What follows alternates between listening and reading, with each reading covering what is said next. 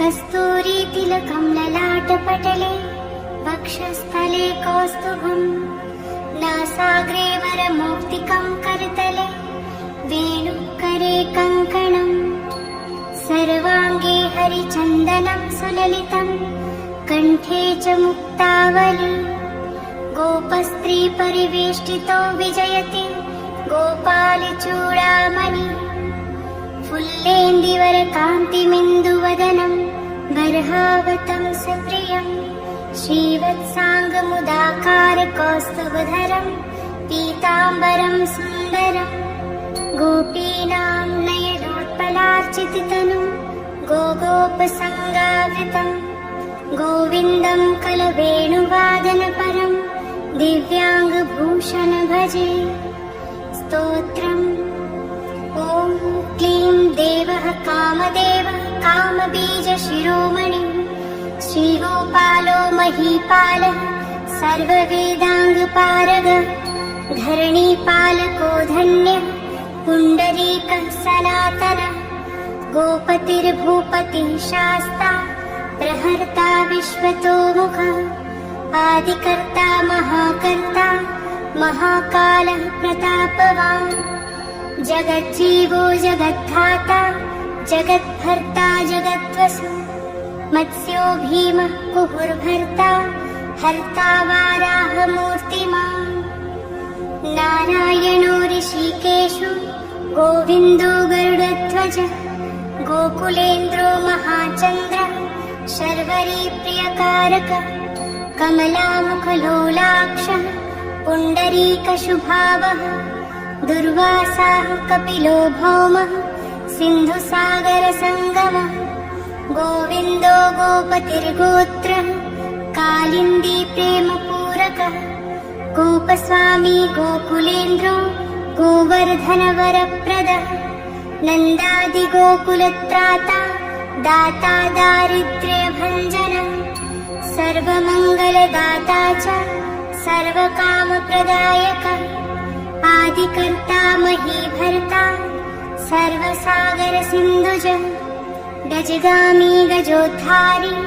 कामी कामकलानिधि कलङ्करहितश्चन्द्रो बिम्बास्यो बिम्बसत्तमः मालाकारः कृपाकारः कोकिलास्वरभूषणः रामो नीलाम्बरो देवो हलिदुर्दममर्दनः सहस्राक्षपुरीभेत्ता महामारी विनाशनः शिवः शिवतमोभेत्ता बलारातिप्रपूजकः कुमारी वरदायी च वरेण्यो मीनकेतनः नरो नारायणो धीरो राधापतिरुदारधि श्रीपति श्रीनिधि श्रीमान् मापति प्रतिराजः वृन्दापति कुलग्रामे धामी ब्रह्म सनातनः रेवतीरमणो रामश्चञ्चलचारुलोचन रामायणशरीरोऽयं रामी रामः श्रियपतिः शर्वरः शर्वरी शर्व सर्वत्र शुभदायकः राधा राधयितो राधे राधाचित्तप्रमोदकः राधारतिसुखोपेतो राधामोहनतत्परः राधावशीकरो राधा हृदयाम्भोजषट्पदः राधालिङ्गनसम्मोहो राधानर्तनकौतुकः राधासञ्जातसम्प्रीति राधाकामफलप्रदः वृन्दापतिः कोशनिधिः कोकशोकविनाशकः चन्द्रापतिश्चन्द्रपतिश्चण्डकोदण्डभञ्जनः रामो दाशरथी रामो भृगुवंशसमुद्भवः आत्मा रामो जितक्रोधो मोहो मोहान्धभञ्जनः वृषभानुर्भवो भावः काश्यपि करुणानिधिः कोलाहलो हलीहाली हेलीहलधरप्रियः राधामुखाब्जमार्तण्डो भास्करो रविजो विधुः विधिर्विधाता वरुणो वारुणी प्रियः रोहिणी हृदयानन्दी वसुदेवात्मजो बलि नीलाम्बरो रोहिणेयो जरासन्धवधो मल नागो नवाम्भो विरुदो वीरः वरुदो बलि गोपथो विजयी विद्वान् सिपिविष्टः सनातनः परशुरामवचो ग्राही वरग्राही श्रीगालः दमघोषोपदेष्टा च रथग्राही सुदर्शनः वीरपत्नी यशस्त्राता जराव्याधिविघातकः द्वारकावासतत्त्वज्ञो हुताशनवरप्रदः यमुनावेगसंहारी नीलाम्बरधरः प्रभु विभुः शरासनो धन्वी गणेशो गणनायकः लक्ष्मणो लक्षणो लक्ष्यो रक्षो वंशविनाशनः वामनो वामनीभूतो वमनो वमनारुः यशोदानन्दनः कर्ता यमलार्जुनमुक्तिदः उलूखले महामानी दामबद्धाः वैषमी भक्तानुकारी भगवान् केशवोचलधारकः केशिहा मधुहा मोहि वृषासुरविघातकः अघासुरविनाशी च पूतना मोक्षदायकः कुब्जा विनोदी भगवान् कंसमृत्युर्महामखी अश्वमेधो वाजपेयो गोमेधो नरमेधवान् कन्दर्पकोटिलावण्यश्चन्द्रकोटिसुशीलतः रविकोटिप्रतीकाशो वायुकोटिमहाबलः ब्रह्मा ब्रह्माण्डकर्ता च कमलावाञ्छितप्रदः कमलाकमलाक्षश्च कमलामुखलोलुपः कमलाव्रतधारी च कमलाभः पुरन्दरः सौभाग्यादिकिञ्चितोऽयं महामायी महोत्कटः तारकारी सुरत्राता मारीचक्षोभकारकः विश्वामित्रप्रियोदान्तो रामो राजीवलोचनः लङ्काधिपकुलध्वंसी विभीषणवरप्रदः सीतानन्दकरो रामो वीरो वारिधिवन्दनः खरदूषणसंहारी साकेतपुरवासनः चन्द्रावलीपतिः कूलः केशीकंसवधोमरः माधवो मधुहा माध्वी माध्वी को माधवो मधु मुञ्जाटवीराहमानो धेनुकारिर्धरात्मज वंशीवटविहारी च गोवर्धनवनाश्रय तथा तालवनोद्देशी भाण्डीरवरशङ्खः तृणारवतकथाकारी वृषभानुसुतापति राधाप्राणसमो राधा वदनाब्जमधुव्रतः गोपीरञ्जनदेवज्ञो लीलाकमलपूजितः क्रीडाकमलसन्देहो गोपिकाप्रीतिरञ्जनः रञ्जको रञ्जनो रङ्गो रङ्गीरङ्गमहीरुः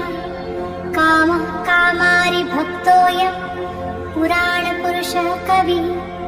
नारदो देवलो भीमो बालो बालमुखाम्बुजः अम्बुजो ब्रह्मसाक्षी च योगी दत्तवरो मुनिः ऋषभः पर्वतो ग्रामो नन्दीपवनवल्लभः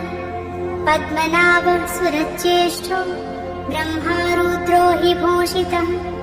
गणानां त्राणकर्ता च गणेशो ग्रहिलो ग्रही गणाश्रयो गणाध्यक्ष क्रोडीकृतजगत्त्रयः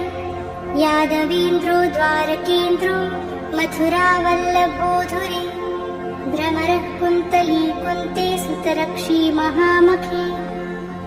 यमुना वरदाता च काश्यपस्य वरप्रदः शङ्खचूडवधोदावो गोपीरक्षणतत्परः पाञ्चजन्यकरो रामी त्रिरामी वनजो जय फाल्गुनसखो विराधवधकारकः रुक्मिणी प्राणार्थाश्च सत्यभामा प्रियङ्करः कल्पवृक्षो महावृक्षो दानवृक्षो महाफल अंकुशो भूसुरो भामो भामुको भ्रामको हरिः सरलः शाश्वतो वीरो यदुवंशी शिवात्मक प्रद्युम्नो बलकर्ता च प्रहर्ता दैत्यः प्रभु महाधरो महावीरो वनमाला विभूषण तुलसीदामशोभाढ्यो जालन्धर विनाशन शूरः सूर्यो मृकण्डश्च भास्करो विश्वपूजितः रविस्तमोहावह्निश्च बाडवो बडवानल दैत्यदर्पविनाशी च गरुडो गरुडाग्रज गोपीनाथो महीनाथो वृन्दानाथो वरोधक प्रपञ्ची पञ्चरूपश्च लतागुल्मश्च गोपतिः गङ्गा च यमुना रूपो गोदावेत्रवती तथा कावेरी नर्मदा तापी गण्डकी सरयूस्तथा राजसस्तामसः सत्त्वी सर्वाङ्गी सर्वलोचन सुधामयो मृत्युमयो योगिनी वल्लभः शिवः बुद्धो बुद्धिमतां श्रेष्ठो विष्णुर्जिष्णुः शचीपतिः वंशी वंशधरो लोको विलोको मोहनाशन रवरावो रवो रावो बालो बालबलाहकः शिवो रुद्रो नलो नीलो लाङ्गलीलाङ्गलाश्रय पारदः पावनो हंसो हंसारूढो जगत्पतिः मोहिनी मोहनो मायी महामायो महामखी वृषो विशाकपिः कालः काली दमनकारकः कुब्जा भाग्यप्रदो वीरो रजकक्षयकारकः कोमलो वारुणो राजा जलजो जलधारकः हारकः सर्वपापघ्नः परमेष्ठी पितामहः खड्गधारी कृपाकारी राधारमणसुन्दर द्वादशारण्यसम्भोगी शेषनागफणालय कामः श्यामः सुखः श्रीधरः श्रीपतिः श्रीनिधिः कृतिः हरिर्हरो नरो नारो नरोत्तमैषु प्रियः गोपाली चित्तहर्ता चकर्ता संसारतारकः आदिदेवो महादेवो गौरी गुरुरनाश्रयः साधुर्मधुर्विधुर्धाता भ्राता क्रूरपरायणः रोलम्बी च हयग्रीवो वानरारिर्वनाश्रयः वनं वनीवनाध्यक्षो महावन्द्यो महामुनिः स्यमन्तकमणिप्राज्ञो विज्ञो विघ्नविघातकः गोवर्धनो वर्धनीयो वर्धनी वर्धनप्रियः वर्धन्यो वर्धनो वर्धि वार्धिन्यः सुमुखप्रियः वर्धितो वृधको वृद्धो वृन्दारकजनप्रियः गोपालरमणी भर्ता साम्बकुष्ठविनाशन रुक्मिणीहरणः प्रेम प्रेमी चन्द्रावलीपति श्रीकर्ता विश्वभर्ता च नरो नारायणो बलि गणो गणपतिश्चैव दत्तात्रेयो महामुनि व्यासो नारायणो दिव्यो भव्यो भावुकधारक स्वः श्रेयसं शिवं भद्रं भावुकं भविकं शुभं शुभात्मकः शुभः शास्ता प्रशास्ता मेघनादः ब्रह्मण्यदेवो दीनानामुद्धारकरणक्षमः कृष्णः कमलपत्राक्षः कृष्णः कमललोचनः कृष्णः कामी सदा कृष्णः समस्तप्रियकारकः नन्दो नन्दी महानन्दी मादी मादनकः किली मिली हिली गिली गोली गोलो गोलालयो गुली गुग्गुली मारकी शाखी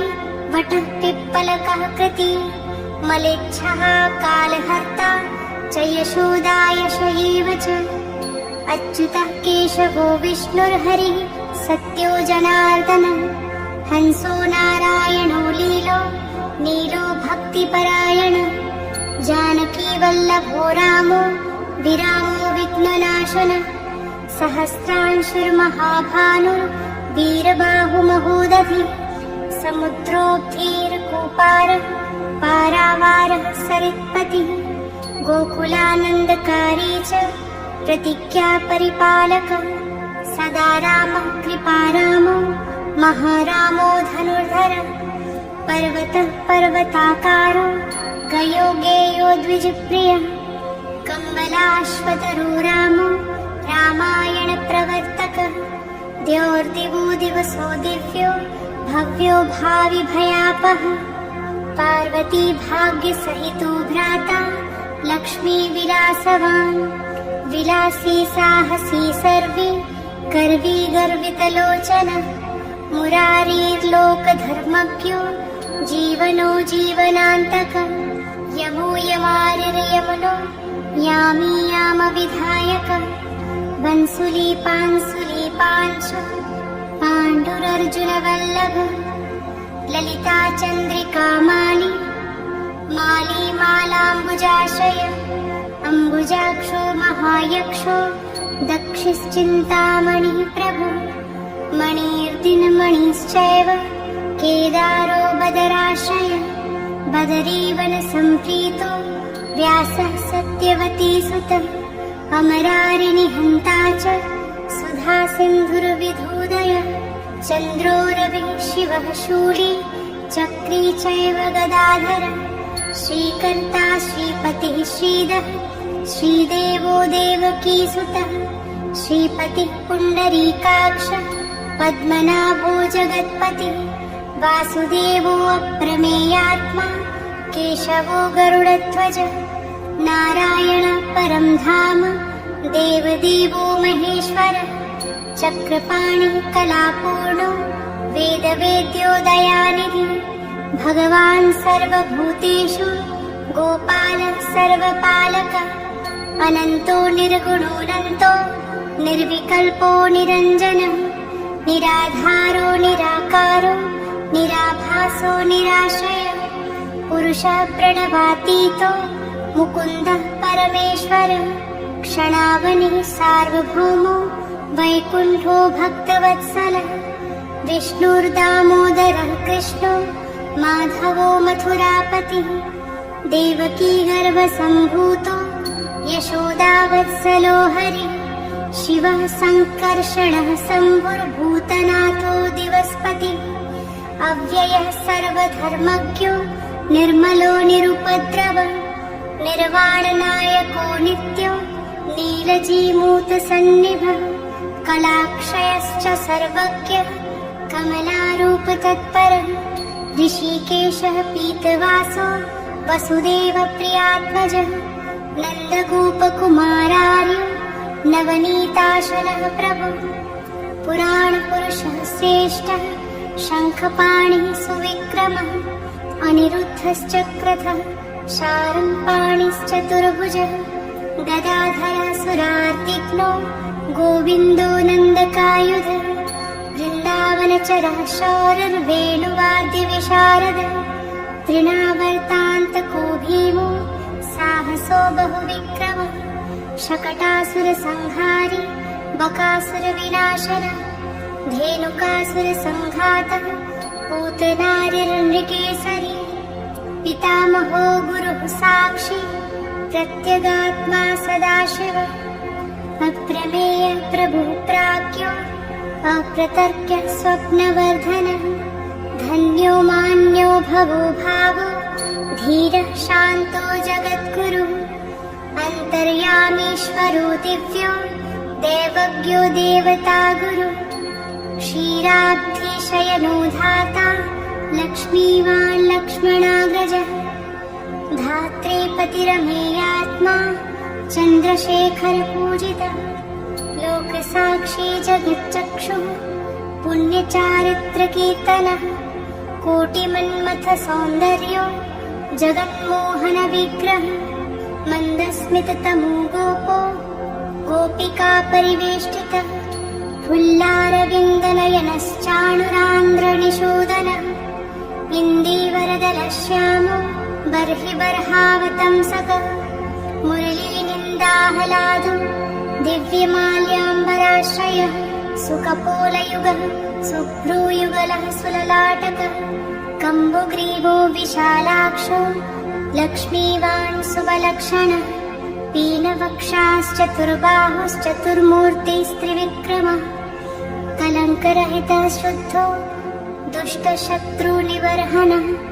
किरीटकुण्डलधरः कटकाङ्गदमण्डितः मुद्रिकाभरणोपेतः कटिसूत्रविराजितः मञ्जीररञ्जितपदः सर्वाभरणभूषितः विन्यस्तपादयुगलो दिव्यमङ्गलविग्रहः गोपिकानयनानन्दः पूर्णचन्द्रनिभाननः समस्तजगदानन्दः सुन्दरो लोकनन्दनः यमुनातीरसञ्चारी राधामन्मथवैभवः गोपनारी प्रियोदान्तो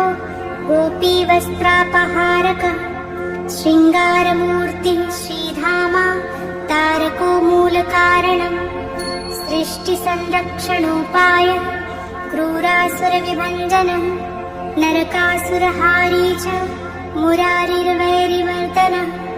आदितेयप्रियो दैत्यभीकरश्चेन्दुशेखरः जरासन्धकुलध्वंसी कंसारातिः सुविक्रमः पुण्यश्लोकः कीर्तनीयो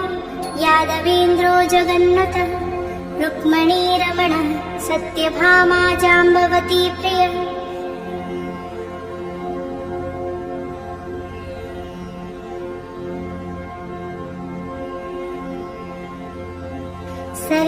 सर्वसौभाग्यसम्पन्नो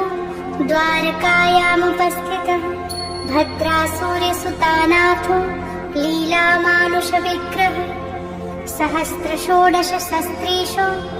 भोगमोक्षैकदायकः वेदान्तवेद्यः संवेद्यो वैद्यब्रह्माण्डनायकः गोवर्धनधरो नाथः सर्वजीवदयापरः मूर्तिमान् सर्वभूतात्मा आर्त्राणपरायणः सर्वज्ञ सर्वसुलभः सर्वशास्त्रविशारदः षड्गुणैश्वर्यसम्पन्नः पूर्णकामो धुरन्धरः महानुभावः कैवल्यदायको लोकनायकः आदिमध्यान्तरहितः शुद्धसात्विकविग्रहः असमानः समस्तात्मा शरणागतवत्सलः पत्तिस्थितिसंहारकारणं सर्वकारणं गम्भीरः सर्वभावज्ञः सच्चिदानन्दविग्रहः विश्वक्सेनः सत्यसन्धः सत्यवान् सत्यविक्रमः सत्यव्रतः सत्यसंज्ञः सर्वधर्मपरायणः आपन्नार्तिप्रशमनो द्रौपदीमानरक्षकः कन्दर्पजनकः प्राज्ञो जगन्नाटकवैभवः भक्तिवश्यो गुणातीतः सर्वैश्वर्यप्रदायकः दमघोषसुतद्वेषी बाणबाहुविखण्डनः भीष्मभक्तिप्रदो दिव्यः कौरवान्वयनाशनः कौन्तेयप्रियबन्धुश्च पार्थ्यस्यन्दनसारथि नारसिंहो महावीरः स्तम्भजातो महाबलः प्रह्लादवरदः सत्यो देवपूज्यो भयङ्करः उपेन्द्र इन्द्रावरजो वामनो बलिबन्धनः गजेन्द्रवरदः स्वामी सर्वदेव नमस्कृतः शेषपर्यङ्कशयनो वैनतेयरथोजयी अव्याहतबलैश्वर्यसम्पन्नः पूर्णमानसः योगेश्वरेश्वरः साक्षी क्षेत्रज्ञो ज्ञानदायकः योगिहृत्पङ्कजावासो योगमायासमन्वितः नादबिन्दुकलातीतश्चतुर्वर्गफलप्रदः सुषुम्नामार्गसञ्चारी देहस्यान्तरसंस्थितः देहेन्द्रियमनः प्राणसाक्षी चेतः प्रसादकः सूक्ष्मः सर्वगतो देहि ज्ञानदर्पणगोचरः तत्पत्रयात्मको व्यक्तः कुण्डलीसमुपाश्रितः ब्रह्मण्यः सर्वधर्मज्ञः शान्तो दान्तो गतक्लमः श्रीनिवासः सदानन्दो विश्वमूर्तिर्महाप्रभुः सहस्रशीर्षा पुरुषः सहस्राक्षः सहस्रपात् समस्तभुवनाधारः समस्तप्राणरक्षकः समस्तसर्वभावज्ञो गोपिकाप्राणवल्लभः नित्योत्सवो नित्यसौख्यो नित्यश्रीर्नित्यमङ्गलः व्यूहार्चितो जगन्नाथः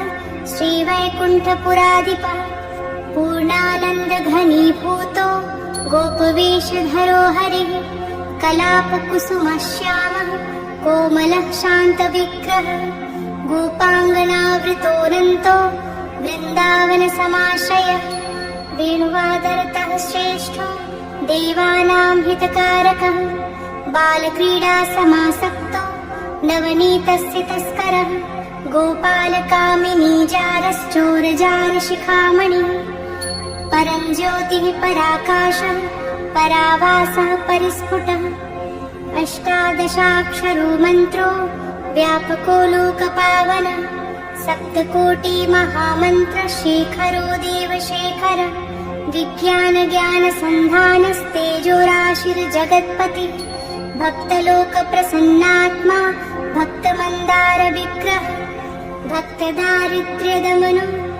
भक्तानां प्रीतिदायकः भक्ताधीनमनाः पूज्यो भक्तलोकशिवङ्करः भक्ताभीष्टप्रदः सर्वभक्ताघोगनिकृन्तनः अपारकरुणासिन्धुर्भगवान् भक्ततत्परः फलश्रुतिः इति श्रीराधिकानाथसहस्रं नाम कीर्तनं स्मरणात् पापराशिनां खण्डनं मृत्युनाशनं वैष्णवानां प्रियकरं महारोगनिवारणं ब्रह्महत्यासुरापानं परस्त्रीगमनं तथा परद्रव्यापहरणं परद्वेषसमन्वितं मानसं वाचिकं कायं यत्पापं पापसम्भवं सहस्रनामपठानात् सर्वं नश्यति तत्क्षणात् महादारिद्र्ययुक्तो यो वैष्णवो विष्णुभक्तिमान् कार्तिक्यां सम्पठेद्रात्रौ शतमष्टोत्तरं क्रमात् पीताम्बरधरो धीमान् सुगन्धिपुष्पचन्दने पुस्तकं पूजयित्वा तु नैवेद्यादिभिरेव च राधाध्याननाङ्कितो धीरो वनमालाविभूषितः शतमष्टोत्तरं देवी पठेन्नाम सहस्रकम् तुलसीमालया युक्तो वैष्णवो भक्तितत्परः रविवारे च शुक्रे च द्वादश्यां श्राद्धवासरे ब्राह्मणं पूजयित्वा च भोजित्वा विधानतः यः पठेद् विष्णवो नित्यं स याति हरिमन्दिरम् कृष्णेनोक्तं राधिकायै मयि प्रोक्तं पुरा शिवे नारदाय मया प्रोक्तं नारदेन प्रकाशितं मया त्वयि वरारोहे प्रोक्तमेतत् सुदुर्लभम् गोपनीयं प्रयत्नेन न प्रकाश्यं कथञ्चन शठाय पापिने चैव लम्पटाय विशेषतः न दातव्यं न दातव्यं न दातव्यं कदाचन देयं शिष्याय शान्ताय विष्णुभक्तिरताय च गोदानब्रह्मयज्ञादेवार्जपेय शतस्य च अश्वमेधसहस्रस्य फलं पाठे भवे ध्रुवम् एकादश्यां नरः स्नात्वा सुगन्धिद्रव्यतैलकैः आहारं ब्रह्मणे दत्त्वा दक्षिणां स्वर्णभूषणं तत् आरम्भकर्तास्मात् सर्वं प्राप्नोति मानवः शतावृतं सहस्रं च यः पठेद् वैष्णवो जनः श्रीवृन्दावनचन्द्रस्य प्रसादात् सर्वमाप्नुयात् यद्गृहे पुस्तकं देवी पूजितं चैव तिष्ठति न मारी न च दुर्भिक्षं नोपसर्गभयं क्वचित् सर्पादिभूतयक्षाद्या नश्यन्ति नात्र संशयः श्रीगोपालो महादेवी वसेत्तस्य गृहे सदा गृहे यत्र सहस्रं च नाम्ना तिष्ठति पूजितम्।